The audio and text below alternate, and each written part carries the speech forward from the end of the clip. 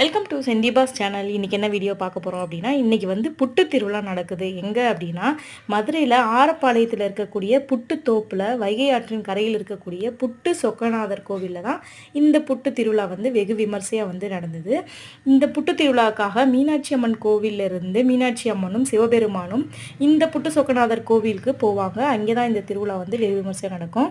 இந்த திருவிழாவில் சிவபெருமான் வந்து மண் சுமக்கிற காட்சி ரொம்ப ஒரு விசேஷமாகவே நடக்கும். திருவிழா புராணத்துல 61வது படலமாக பிட்டுக்கு மண் சுமந்த படலம் அப்படின்னு சொல்லிட்டு ஒரு படலம் இருக்கும். அது இந்த படலம் தான். இந்த புட்டு திருவிழா ஒவ்வொரு வருடமும் ஆவணி மாதம் மூல நட்சத்திரத்தன்னைக்கு நடக்கும்.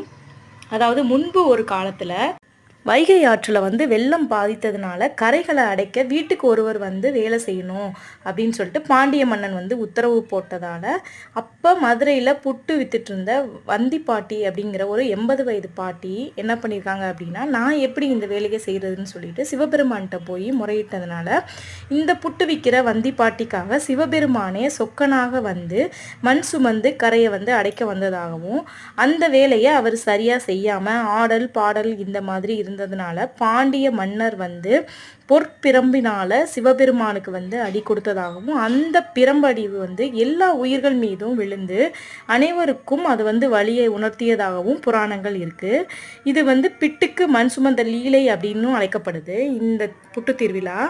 திருவிளையாடல் புராணங்கள்லேயே மதுரை மீனாட்சி அம்மன் கோவில் முக்கியமான திருவிளையாடல் புராணமாக இந்த புட்டுக்கு மண் சுமந்த படலம் வந்து அமைஞ்சிருக்கு.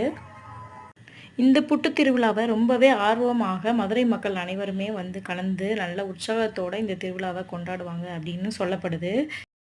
நீங்கள் யாரெல்லாம் இந்த புட்டு திருவிழாவை பார்க்க ரொம்பவே ஆர்வமாக இருக்கீங்க அப்படிங்கிறதையும் கமெண்ட்ஸில் ஷேர் பண்ணுங்கள். கண்டிப்பாக ஒரு முறை புட்டு சொக்கநாதர் கோவிலுக்கு வந்து இந்த திருவிழாவில் கலந்துக்கோங்க. சொக்கநாதருடைய அருள் உங்கள் எல்லாத்துக்குமே கிடைக்கும், பரிபூரணமாக கிடைக்கணும் அப்படிங்கிறத நானும் அவர்கிட்ட வேண்டிக்கிறேன். இந்த வீடியோ பிடிச்சிருந்துச்சி அப்படின்னா லைக் பண்ணுங்கள், ஷேர் பண்ணுங்கள், கமெண்ட் பண்ணுங்கள். என்னுடைய சேனலை கண்டிப்பாக சப்போர்ட் பண்ணுங்கள், சப்ஸ்கிரைப் பண்ணிக்கோங்க. நீங்கள் யாராச்சும் இன்றைக்கி இந்த திருவிழாவில் போய் இப்போ கலந்துக்கிட்டீங்க அப்படின்னா அதையும் கண்டிப்பாக கமெண்ட்ஸில் ஷேர் பண்ணுங்கள். Thank you friends. தேங்க்ஸ் ஃபார் வாட்சிங். Bye.